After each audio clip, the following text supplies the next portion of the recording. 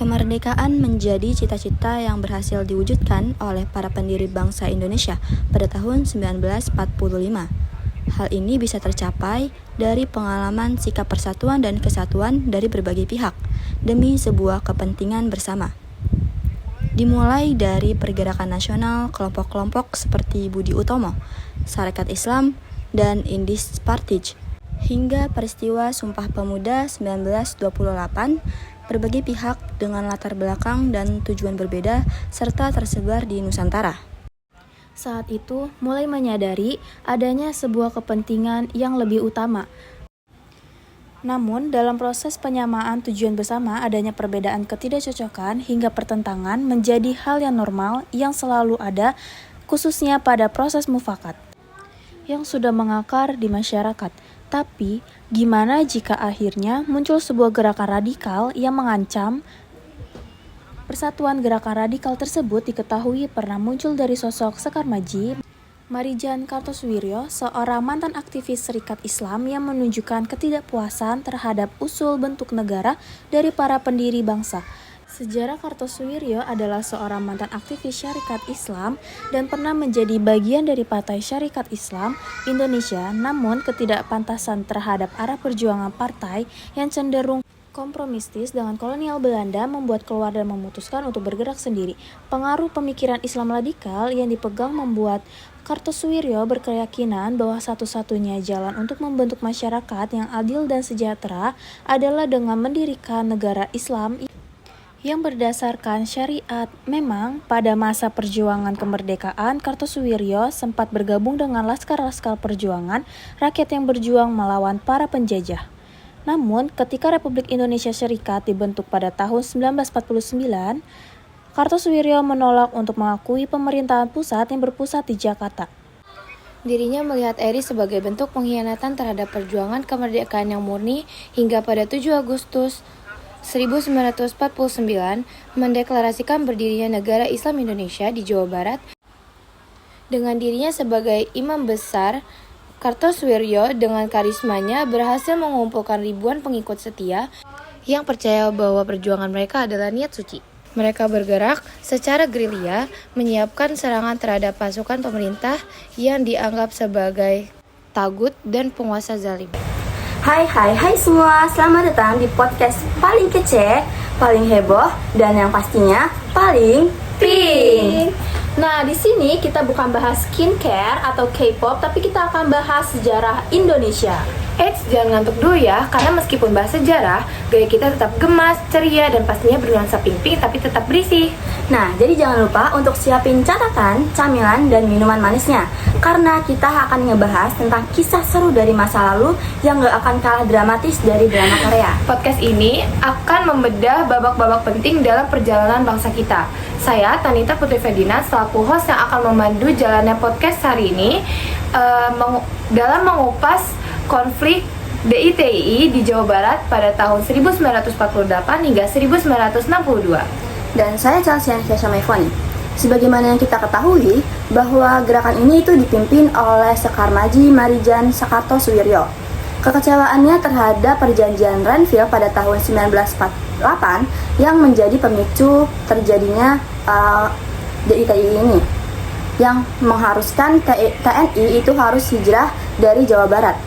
Dan saya Zalfazar Nidimas Putri, kita akan lihat bahwa konflik ini menunjukkan betapa sulitnya menjaga persatuan ini di awal berdirinya Republik Indonesia. Nah, Chelsea boleh jelaskan lebih detail latar belakang ideologisnya, apa yang membuat Kartosoewirjo itu berbuat se-ekstrim itu? Tentu saja boleh. Nah, kekecewaan Kartosoewirjo itu didasari oleh cita-cita yang sudah lama tertanam. Kartosoewirjo sebenarnya terinspirasi dari Nabi Muhammad saat hijrah, dan ia sudah mempersiapkan kader sejak lama. Sejak tahun 1940, ia sudah mendirikan lembaga pendidikan dan pengkaderan yang ia beri nama Institut Sufah. Nah, dari sinilah lahir Laskar Sabilillah yang kemudian menjadi inti dari Tentara Islam Indonesia. Tapi tidak hanya sampai di situ. Kekecewaannya pun berlapis. Bukan hanya soal perjanjian Ranville, tapi ia juga kecewa terhadap pemerintah Republik Indonesia karena banyak tokoh-tokoh yang didominasi oleh tokoh-tokoh yang berideologi kiri yang pada akhirnya dinilai akan menghambat perjuangan umat Islam. Nah, jadi ini adalah akumulasi dari perbedaan pandangan ideologi yang didorong oleh momen politik ya, yaitu perjanjian Ranville. Kekecewaan ini memuncak pada Proklamasi Negara Islam Indonesia atau NII pada 7 Agustus 1949 di Tasikmalaya. Sejak saat itu, Tentara Islam Indonesia secara terbuka melawan Tentara Nasional Indonesia, bahkan menganggap tentara Siliwangi yang kembali ke Jawa Barat itu sebagai tentara liar. Lalu, bagaimana dampak nyata asli Tentara Islam Indonesia terhadap rakyat sipil di Jawa Barat? Azalfa bisa jelaskan lebih detail soal teror yang terjadi? Tentu, rakyat yang tinggal di daerah basis pergerakan Tentara Islam Indonesia, terutama di pegunungan, sangat menderita karena mereka harus menghadapi perampasan harta benda, pembakaran, bahkan pembunuhan. Mirisnya, desa-desa tersebut diserang sebagai pembalasan Tentara Islam Indonesia karena mereka curiga desa tersebut membantu pihak Tentara Nasional Indonesia. Konflik ini benar-benar membuat rakyat sipil menjadi korban ganda. Nah, lalu gejolak ini pun sempat direspon oleh Tentara Nasional Indonesia yang kembali ke Jawa Barat melalui Long March Divisi Siliwangi. Namun, kembalinya Siliwangi justru dibalas dengan perlawanan oleh Kartosuwiryo karena ia menilai Republik Indonesia sudah berakhir pasca agresi militer Belanda kedua. Ini membuat Jawa Barat menjadi medan perang antara Tentara Islam Indonesia, Tentara Nasional Indonesia, dan tentara-tentara Belanda. Nah, Tentara Nasional Indonesia harus berjuang keras memadamkan api pemberontakan ini. Azalfa, apakah pemerintah sempat mencoba jalur damai sebelum operasi militer besar-besaran? Ada, tapi gagal total, di mana Kabinet Natsir, pemerintah berusaha keras memuncul gerilyawan. Pada November 1950, pemerintah mengeluarkan pengumuman yang intinya memberikan amnesti dan janji diterima angkatan bersenjata atau kepolisian bagi anggota Tentara Islam Indonesia yang menyerah. Bahkan, pemerintah mencoba bernegosiasi melalui kenalan Kartosuwiryo seperti Wailah Fatah. Namun, upaya damai ini menemui kebuntuan dan akhirnya direkomendasikan untuk mengambil tindakan keras atau militer. Nah, kegagalan jalur damai membuat Tentara Nasional Indonesia meningkatkan upaya militer. Puncaknya adalah strategi Operasi Pagar Betis, di mana militer dan rakyat bergotong royong membentuk barisan rapat untuk menyisir persembunyian DITII, untuk memutus suplai logistik dan membatasi ruang gerak mereka. Dan strategi pasar betis ini yang mengarah pada penangkapan tokoh utamanya ya? Tepat sekali.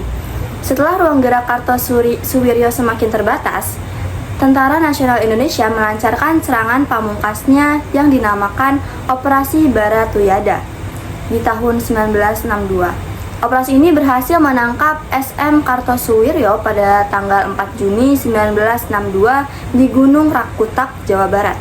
Penangkapan ini secara simbolis mengakhiri seluruh pergerakan DITII di Jawa Barat.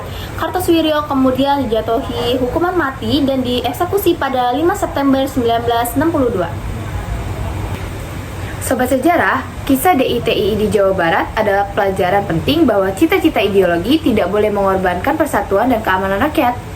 Penting bagi kita untuk memahami bahwa menjaga keutuhan Negara Kesatuan Republik Indonesia memerlukan konsensus dan menghindari kekecewaan politik berubah menjadi ancaman bersenjata.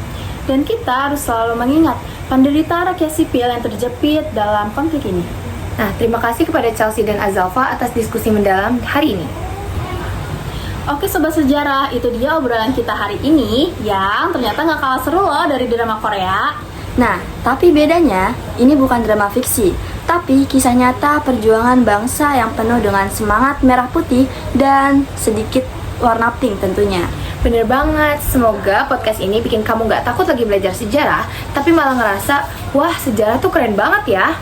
Jadi jangan lupa like, share, and follow biar kamu nggak ketinggalan episode sejarah kita berikutnya yang pastinya makin pink dan fun. Sampai jumpa lagi di podcast sejarah Pinky Talk. Karena masa lalu gak selalu kelabu, kadang juga gemas.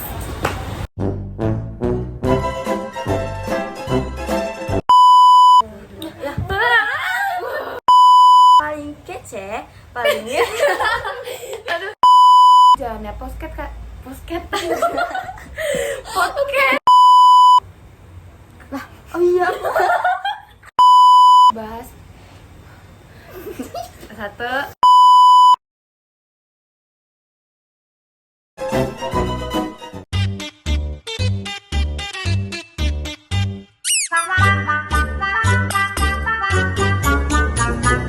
Thank you everyone. Thank you, Elmore. Go!